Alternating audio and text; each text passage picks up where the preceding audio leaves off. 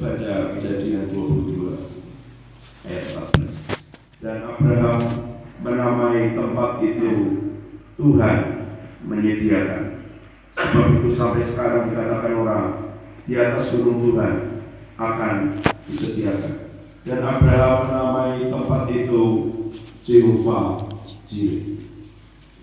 Sebab itu sampai sekarang dikatakan orang di atas gunung Tuhan akan disediakan. Kapan Abraham kenal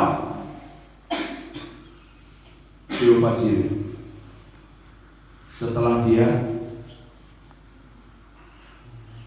membawa Ishak ke atas gunung Moria dan dia melakukan firman Tuhan. Dan kemudian apa yang terjadi waktu dia membawa Ishak ke atas mezbah mau disembelih? Tuhan bilang apa? Cukup, sekarang aku tahu ketaatanmu. Lalu di depannya dia lihat ada domba bersangkut di semak-semak.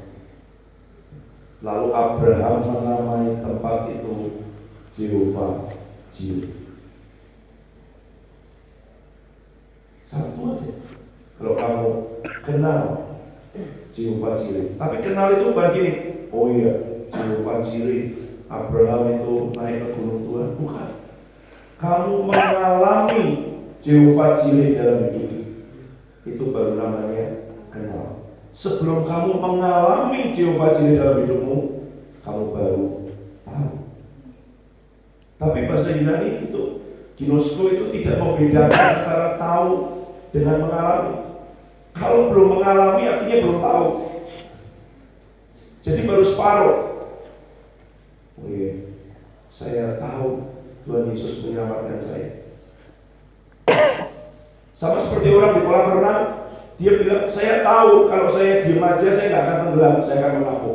Tapi dia terus bergerak karena dia takut tenggelam, itu artinya dia belum tahu. Kamu tahu kalau Tuhan akan menolong hidupmu kalau kamu menyerahkan, tapi kamu cari cara sendiri. Kamu pikirin gimana caranya, dan kamu bukannya menyerahkan kepada dia, artinya kamu belum tahu. Coba sekarang semester 1 dan 3 sudah 3 bulan berjalan. Yang semester 9 dan semester 5 ke atas sudah ikut berjalan. Kamu sudah tahu bahwa Tuhan itu menyembuhkan. Kamu sudah tahu bagaimana bersaksi dan memberitakan Injil. Kamu tahu bagaimana memulihkan orang berada. Kamu tahu kebenaran-kebenaran semua yang dibagikan itu tentang iman, tentang kelimpahan, tentang berkat, tentang kemurahan hati, apalagi yang dibagikan, setiap kebenaran yang didengar selama 4 bulan itu kamu tahu. Dan itu sebabnya semakin lama kamu ada mendengar kebenaran itu, kamu merasa bahwa kamu tahu. Ini saya sudah ngomong juga ke diri saya sendiri. Kamu dengar tentang kemurahan hati, kamu pikir kamu tahu. Tapi karena kamu tidak pernah mempraktekkan kemurahan hati itu, kamu belum tahu. Kamu tahu bahwa kamu harus memberitakan Injil, sebabnya setiap kali ada bantuan datang, kok ngomongnya ini lagi ya. Kenapa? Karena kamu pikir kamu sudah tahu. Coba kalau kamu praktekkan, lakukan satu aja. Apa itu? Kesembuhan. Setiap kali ada kesempatan keluar weekend di tempat pelayanan, setiap kali ketemu orang sakit, kamu tumpangi tangan, kamu doakan terus sampai kamu tahu, artinya mengalami bahwa orang sakit itu sembuh. Itu baru kamu tahu. Tapi kalau kamu nggak pernah doakan orang sakit, nggak pernah tumpangi tangan, kamu nggak disuruh menyembuhkan. Kamu disuruh menumpangkan tangan dalam nama Tuhan Yesus. Itu aja. Baru kamu mengalami dia Jehovah Rafa. Oh, dia Jehovah Rafa. Buktinya apa? Ya kamu sakit sendiri, kamu tumpangi tangan. Temanmu sekamar sakit, kamu tumpangi tangan. Orang sakit dalam berjalan, kamu tanya, kamu doakan, kamu tumpangi tangan. Semua bukan tanggung jawabmu, tapi menumpangkan tangan dalam nama Tuhan Yesus itu yang diberitakan. Kalau kamu tidak lakukan, berarti kamu belum tahu, artinya belum mengalami Jehovah Jireh. Belum tahu, apalagi memuridkan. Siapa yang sudah memuridkan? Lewat apa? Terserah, lewat olahraga boleh, lewat macam-macam ya kan. Karena itu setiap kali orang bicara tentang pemuridan, kamu pikir kamu sudah tahu. tapi belum. Itu baru separuh. Kamu belum kenal, kamu belum mengalami. Apa aja? Iman. Kalau kamu mau mengalami iman, ya sudah. Berhenti minta, berhenti ngasih kode-kode, ya kan? Pada siapapun, kecuali pada Tuhan, supaya kamu mengalami Dia Tuhan yang menyediakan, supaya kamu mengalami Dia El Shaddai, the God who is more than enough. Kapan Abraham kenal El Shaddai? Kapan Abraham mengalami waktu semua kemampuannya sudah habis, tapi waktu dia masih punya kemampuan sendiri, dia diberi Hagar, dia mau, dan dia cari cara sendiri supaya bisa mempunyai keturunan, supaya janji-janji Tuhan digenapi dengan cara sendiri. Tapi dia belum mengalami El Shaddai sampai semua kemampuannya habis, dan di situ dia bilang, aku Tuhan yang lebih dari cukup. Kapan? Waktu Abraham sudah kehilangan kemampuannya, Tuhan menyatakan dia. Maksudnya Abraham mengalami, bukan tahu informasi. Kita tahu terus dikhotbahi, diberitahu iman. Kita merasa kita sudah tahu iman, tapi belum. Selama kita belum mengalami, artinya kita belum tahu. Mungkin ini sudah hampir 3 bulan, 2 bulan setiap pagi berdoa untuk beberapa teman untuk kesembuhan. Dan saya bilang begini, saya belum tahu apa itu kesembuhan. Kenapa? Ya, kalau ada pernah sakit punggung, sakit apa sedikit, ya. Tapi yang tangannya patah terus sembuh, belum. Apakah tahu bahwa Tuhan menyembuhkan dia? Apakah sudah mengalami? Belum. Apa aja? Yang terakhir minggu lalu Pak Asto, beliau menyampaikan lagunya Marta dengan lagunya Maria sama-sama bilang begini sama Tuhan Yesus. Kalau engkau ada di sini, saudaraku pasti tidak mati. Tapi respon Tuhan Yesus berbeda. Apa yang membedakan? Hati. Kamu sudah mengalami belum? Kamu nyanyi lagu yang sama itu, tapi respon Tuhan berbeda dalam hidup. Itu aja. Kamu tahu bahwa penyembahan itu menciptakan atmosfer mengerami iman. Kamu cukup mempraktekkan itu setiap hari. Kamu nyembah sampai ada sesuatu terjadi dalam hidupmu. Langit terbuka, terobosan terjadi, sesuatu terjadi. Itu kamu baru tahu apa itu penyembahan. Satu aja. Dari sekian banyak kebenaran yang kamu dengar itu, mana yang kamu lakukan? Lakukannya seperti apa? Sampai itu terjadi. Dan waktu itu terjadi, ini bukan tema. There is more, itu betul. Seperti apa disaksikan kan?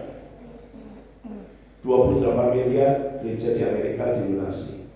Ada ruko yang kemarin kita lihat sama-sama yang Golden itu 2,6 miliar. Ada gedung tempat di Kupang 1,7 miliar. Ada gedung gereja sedang dibangun dan tanah di Solo, saya lupa berapa miliar itu kalau nggak ada. Maksudnya dari semua itu meskipun sudah terima berkat 28 miliar, tapi masih ada lagi. Nanti kalau kamu doakan orang sakit sudah sembuh, 2020 200 orang buta datang tempat ini. Saya tuh pakai tangan sekian dulu, belum ada yang melihat. Tapi saya semangat sekali nanti Januari 250 akan datang. Bukan supaya kita cuma mengasihi mereka. Tidak apa-apa Pak, Bapak tidak lihat, yang penting hati Bapak lihat. Bukan itu. Tuhan Yesus waktu Bartimeus datang bukan gitu. Tidak apa-apa, meskipun kamu tidak lihat tapi hatimu melihat. Iya, diselamatkan satu. Tapi Bartimeus apa? Melihat matanya. Kalau kita tidak punya pengharapan itu, bagaimana? Kamu tidak akan mengalami kesembuhan. Kamu mungkin mendengar, kamu mungkin tahu, tapi sebenarnya itu pengertiannya belum tahu. Baru separuh tahu itu sampai mengalami, sampai itu terjadi, sampai itu dialami secara nyata. Buka Yohanes 8 ayat 31 dan 32.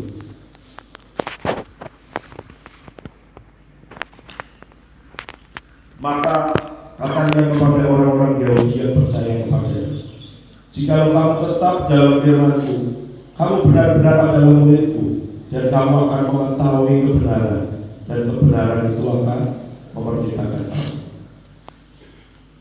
Jadi mengetahui kebenaran itu caranya bagaimana? Tetap dalam firman-Ku. Tetap dalam firman-Ku, tinggal terus-menerus. Di mana? Di dalam firman. Karena yang menghalangi kita untuk tahu itu pikiran kita. Pikiran kita sejak kecil diberitahu, ya orang buta ya seperti itu. Mungkin kita kasihan dengan dia, mungkin kita beri dia makan, mungkin kita tuntun dia, mungkin kita beri keterampilan baik. Cuma permasalahannya bukan itu yang dilakukan Tuhan Yesus. Tidak ada yang salah dengan memberi keterampilan dan pelatihan. Tapi kalau kita tidak menumpahkan tangan atas orang sakit, tidak berdoa untuk mereka yang lumpuh dan buta, yang timpang, tidak membebaskan, tidak memberikan kabar sukacita, kita belum tahu kebenaran. Yang pertama memang tinggal di dalam kebenaran. Firman dibaca terus-menerus supaya kita tinggal berendam, dan kita akan tahu kebenaran. Ya, tapi tahunya itu dipraktekkan waktu kita, pergi jadikan semua bangsa muridku. Bagaimana kita akan ke bangsa-bangsa kalau kita tidak pernah pergi dan memberitakan Injil, bersaksi terus, orang berjalan terus. Nanti Tuhan akan buka ke bangsa-bangsa. Kamu akan menumpangkan tangan atas orang sakit dan orang sakit akan sembuh. Sudah kamu tumpangi tangan belum? Sudah kamu doakan belum? 2-3 orang berkumpul di dalam namaku, di situ aku hadir. Kamu bersekutu nggak? Kamu ajak orang untuk menyembah Tuhan nggak? Mengundang Tuhan hadir sampai dia betul-betul hadir. Tuhan bertahta di atas pujian umatnya. Kamu memuji dia nggak sampai dia membangun tahta yang sangat kuat dan bahkan dia melangkah turun dari tahta? Itu aja. Dan kebenaran yang kamu alami itu sebenarnya itu. Kebenaran yang kamu praktekkan itu yang memerdekakan kamu. Bukan kebenaran yang jadi informasi yang kamu kumpulkan terus-menerus. Kamu bisa baca bukunya si A, si B, si C, si D tentang iman, tentang kesembuhan, tentang mujizat, tentang pemuritan, tentang penginjilan, tapi selama kamu belum praktekkan dan alami, itu belum tahu. Itu sebabnya kamu belum merdeka. Itu sebabnya kamu muter-muter terus di padang gurun. Saya praktekkan satu aja. Begitu tahu itu berapa beberapa saat ini kalau kalian ada kenapa lebih kuat menyembah dalam bahasa roh. Karena saya dengar Pak Adi bilang begini, kenapa ya? Katanya yang menyembah dalam roh tapi masih dicampur-campur dengan bahasa Indonesia. Ini ada satu kerinduan kalau menyembah dalam roh sampai ada terobosan terjadi, lawatan terjadi. Itu aja. Dan sejak saya mendengar itu, saya praktekkan, saya nyembah dengan roh, sampai saya mengalami bahwa ketika menyembah dalam roh ada kesembuhan terjadi, ada mujizat terjadi, ada kelepasan terjadi. Itu baru saya mengetahui kebenaran, mengalami kebenaran, mempraktekkan kebenaran. Itu maksudnya supaya ada kemerdekaan ya, betul kalau menyembah dalam roh. Kalau ada satu hal, Tuhan hadir, dan bagaimana Tuhan hadir? Kita menyembah Dia, kita belajar menghormati kehadirannya. Kalau kita belajar itu aja sikap hati kita, dimanapun, jadwal di doa pagi, di doa pribadi, datang, ngerti bahwa Dia hadir. Di depan presiden aja kita nggak sembarangan, apalagi di depan raja segala raja. Kamu ngerti apa artinya sikap hati? Kamu belajar waktu kamu nyanyi, nyembah Dia, itu bukan nyanyi, itu bukan perkataan, tapi itu penghormatan, pengagungan, hatimu tertuju kepada Dia. Waktu pikiranmu ke yang lain, kamu kembalikan hati ke situ. Itu aja nanti kamu akan mengalami sesuatu, karena kamu sedang mempraktekkan, mengalami kebenaran. Tapi kalau enggak, berarti kita sedang mengumpulkan informasi.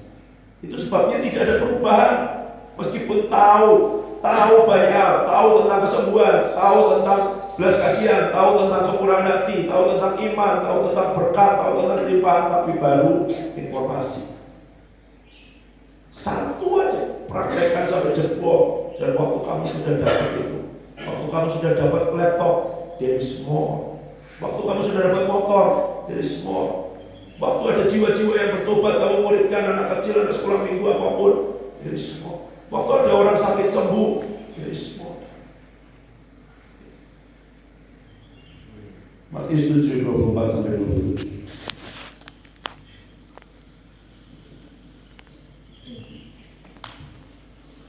Setiap orang yang mendengar perkataanku ini dan melakukannya, ia sama dengan orang yang bijaksana, yang mendirikan rumahnya di atas batu. Kemudian turunlah hujan, datanglah banjir, lalu angin melanda rumahnya. Tapi rumah itu tidak roboh, sebab didirikan di atas batu. Tapi setiap orang yang mendengar perkataanku ini dan tidak melakukannya, ia sama dengan orang yang bodoh, yang mendirikan rumahnya di atas pasir.